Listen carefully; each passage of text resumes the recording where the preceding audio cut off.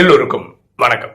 இன்னைக்கு நம்ம பார்க்கக்கூடிய சப்ஜெக்ட் அதீந்திரிய சுகம் வர்சஸ் மாயையின் பிரவேசம்.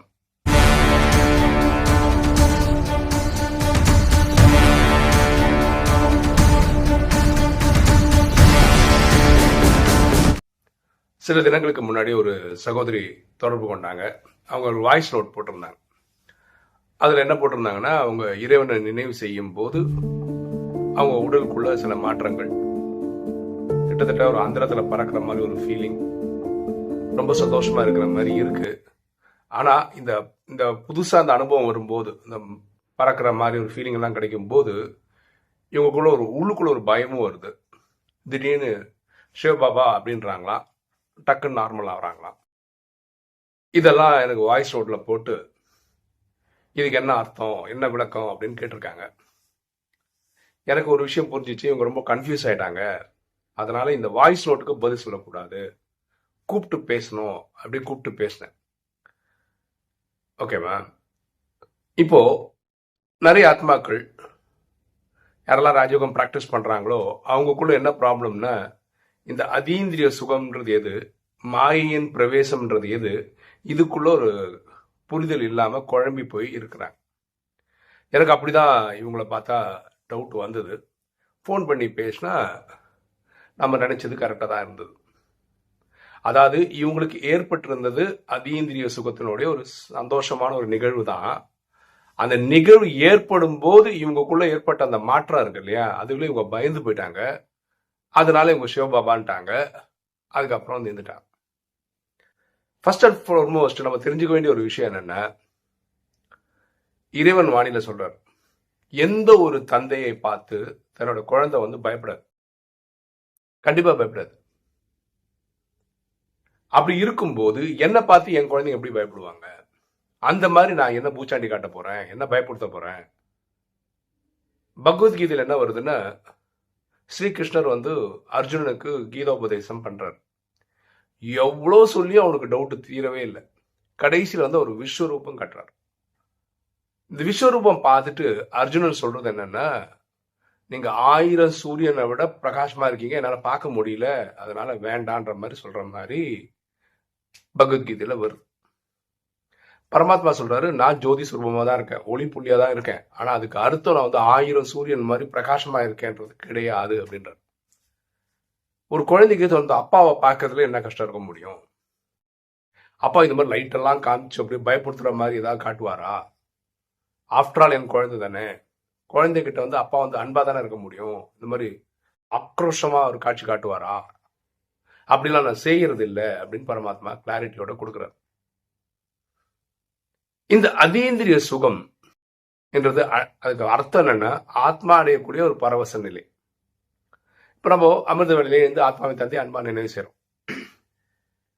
தன்னை ஆத்மான்னு புரிஞ்சுக்கிறோம், ஆத்மாவை தந்தை அன்பா நினைவு செய்றோம். இதுல என்ன பியூட்டினா, நமக்கு அவரை கண்ணால பார்க்க முடியாது, இந்த சாதாரண கண்களால அவரை பார்க்க முடியாது, உணரதான் முடியும். அப்போ உணர்ந்தது சரிதானா, நான் மெடிடேஷன் ஒழுங்கா தான் பண்றேனா அப்படின்னு எப்படி வெரிஃபை பண்றது? அப்ப இடையில எப்பாவது இந்த மாதிரி அதீந்திர சுகம்னு ஒரு அனுபவத்தை கொடுப்பார். அப்போ நான் ஒழுங்கா தான் பண்றேன் அப்படின்னு ஒரு ஃபீலிங் நமக்கு கிடைக்கும். இதுக்கு தான் இந்த அதீந்திரிய சுகம் காட்டப்படுதே தவிர ஆத்மாக்களை காயப்படுத்துறதுக்கு கிடையாது. பாருங்களா, நம்ம வீட்டில் இருக்க சொந்த பந்தங்கள், அப்பா அம்மா மனைவி குழந்தைகள் நண்பர்கள் ஃப்ரெண்ட்ஸ் எல்லாரையும் நீங்க என்ன பண்ணலாம், நேரடியாக பார்க்க முடியும். ஆனால் அவங்களுக்கு ஒரு பஞ்சதத்துவங்களான உடல் இருக்கு, பார்க்கலாம், பேசலாம், அனுபவம் பண்ணலாம். ஆனா ஆத்மாவின் தந்தை வெறும் ஜோதி சுரூபமா இருக்கிறதுனால நம்ம ஆத்மாவையே நம்மளால பார்க்க முடியாதனால ஆத்மாவின் தந்தையே நம்ம பார்க்க முடியாது. அப்ப நினைவுல தான் கனெக்ட் பண்ண. அப்ப நினைவு நான் ஒழுங்கா பண்ணியிருக்கேன்னு எப்படி தெரியும்? இந்த அதீந்திர சுகத்துலதான் தெரியும். சரியா? அப்ப இதுல என்ன ஆயிடுச்சு அப்படின்னு பாத்தீங்கன்னா, இந்த அம்மாவுக்கு வந்து நடந்த, நான் பேசுறதுக்கு அப்புறம் சொல்றேன், நடந்தது அதீந்திர சுகம் தான். அது முதல் முறை அனுபவிக்கும் போது இவங்க வந்து பயந்து போனதுனால இவங்க வந்து அது மாயின் பிரவேசமோ அப்படின்னு நினைச்சிட்டாங்க. இந்த ஆத்மா பண்ண வேற ஒரு விஷயம் என்னன்னா, எனக்கு இந்த மாதிரி மெசேஜ் அனுப்புற மாதிரி அவங்க சென்டர்ல இருக்க வேற ஒரு சீனியர் சகோதரருக்கும் அனுப்பிச்சிருக்காங்க. இந்த மாதிரி அந்த எக்ஸாக்ரேஷன்ல அந்த எடுத்து சொல்ற விதம் இருக்கு இல்லையா, அந்த விதத்துல வந்து பயங்கரமா வாய்ஸ் நோட் போட்டிருக்காங்க.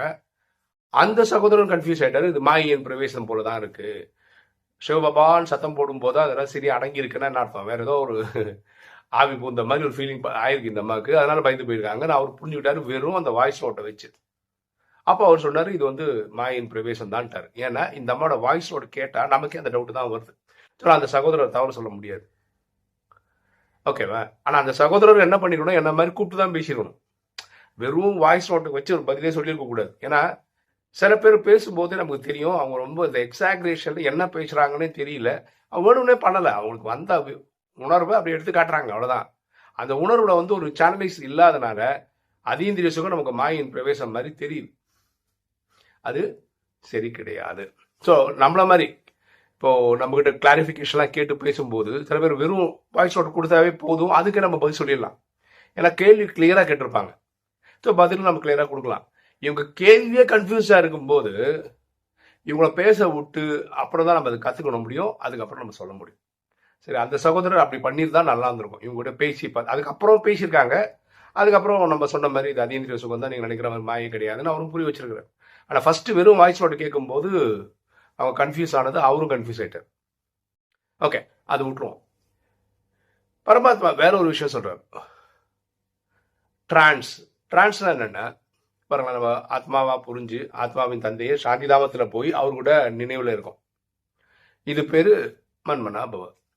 டிரான்ஸ்னா என்னன்னா, இதே பரமாத்மா கிட்ட 1-to-1 மீட்டிங் எடுக்கிற மாதிரி. நீங்க நான் எப்படி உட்காந்து தனியா உட்காந்து ஒரு ஒரு வீட்லயோ ஹால்லயோ எங்கேயோ உட்காந்து பேசுறோம் இல்லையா, 1-to-1 அந்த மாதிரி மீட்டிங் ஒரு பாயிண்ட் இது கேட்கறது.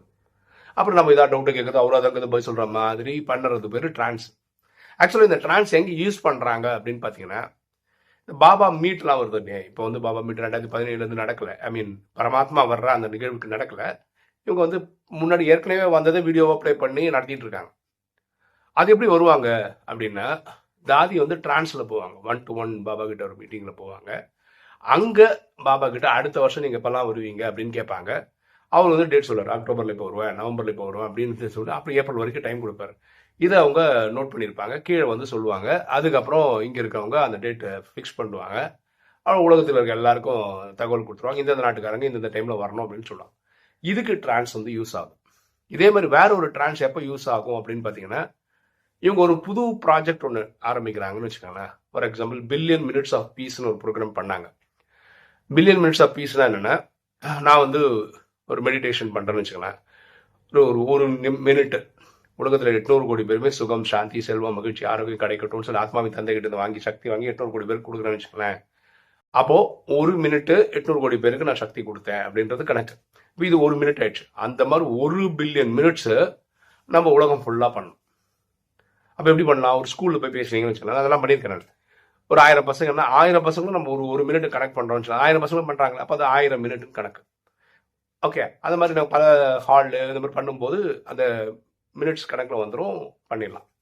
அப்போ இந்த மாதிரி நிகழ்ச்சி ஆரம்பிக்கிறதுக்கு முன்னாடி இங்க இருக்க சகோதரிகள் டிரான்ஸ்ல போயிட்டு பரமாத்மாட்ட பர்மிஷன் வாங்குவாங்க. இப்படி ஒரு நிகழ்ச்சி நடத்தலான்னு இருக்கோம், நீங்க எங்களுக்கு அனுமதி தரணும் அப்படின்னு. பரமாத்மா ஓகேன்னு சொன்னதுக்கு அப்புறம் இவங்க அந்த ப்ராஜெக்டை கொண்டு வருவாங்க. இப்படிதான் பிரம்மகுமாரிஸ் இருக்கிற எல்லா ப்ராஜெக்ட்டுமே அவங்க கொண்டு வராங்க. இவங்க டிரான்ஸ்ல போய் கேட்பாங்க, பதில் வாங்கிட்டு வருவாங்க. ஸோ இது யார் பண்ணுவாங்கன்னா, ரொம்ப சீனியர் மோஸ்ட் சகோதரிகள் பண்ணுவாங்க. இதை எக்ஸிக்யூட் பண்ணும்.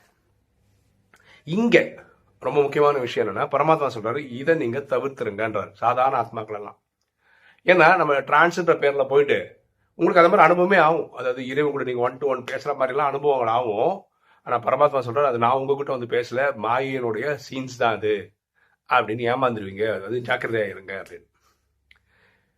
இதுல அனுபவ ரீதியா சொல்றேன். 2017 அப்புறம் இறைவன் வரவே இல்லை. ஓகேப்பா.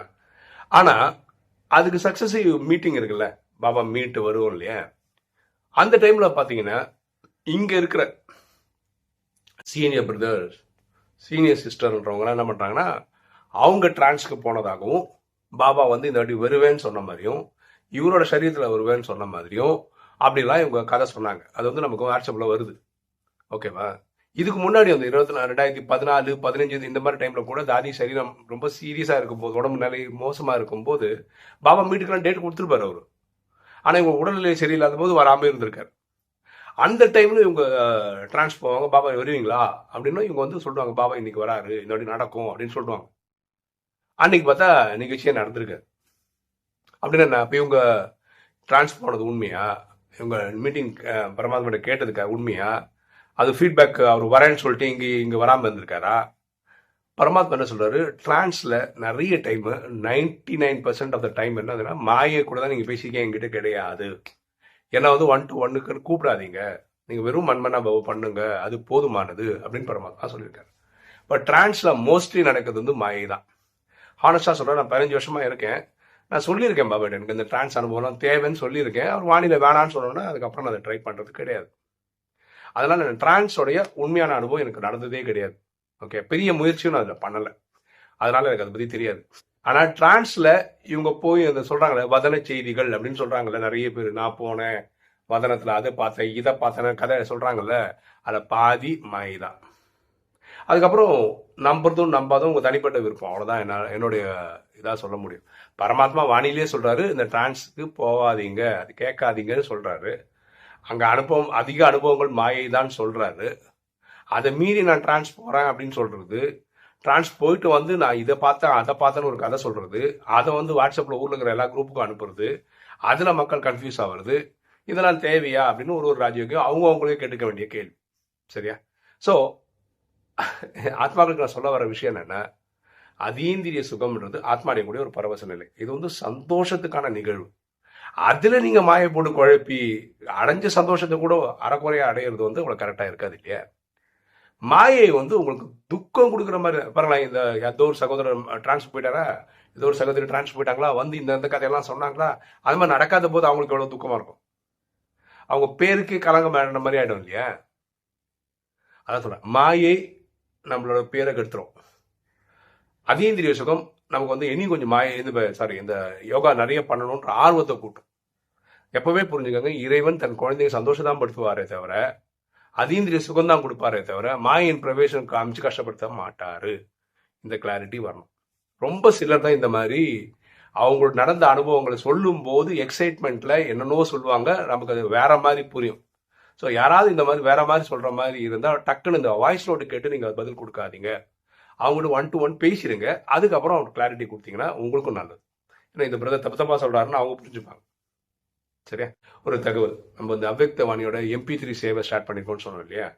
இப்போ சில ஃபைல்ஸ் வந்திருக்கு. இன்னைக்கு நிலவரத்தில் நம்மளுடைய வெப்சைட் டிவைன் கனெக்ஷன்ல 591 ஃபைல்ஸ் நம்ம அப்லோட் பண்ணியிருக்கோம். 591 அவுட் ஆஃப் 1068, 50% கிராஸ் பண்ணிட்டோம். நிறைய ஃபைல்ஸ் வந்து பண்ணிகிட்டே இருக்காங்க. ஸோ எவ்வளோ சீக்கிரம் முடிக்க முடியுமோ நம்ம அதை முடிச்சிருவோம். நீங்கள் நம்ம வெப்சைட்டில் போய் இதை கண்டிப்பாக பார்க்கலாம். ஓகே, இன்னைக்கு வீடியோ உங்களுக்கு பிடிச்சிருக்கோம் நினைக்கிறேன். லைக் பண்ணுங்கள், சப்ஸ்கிரைப் பண்ணுங்கள், ஃப்ரெண்ட்ஸ் சொல்லுங்கள், ஷேர் பண்ணுங்கள், கமெண்ட்ஸ் போடுங்க. Thank you.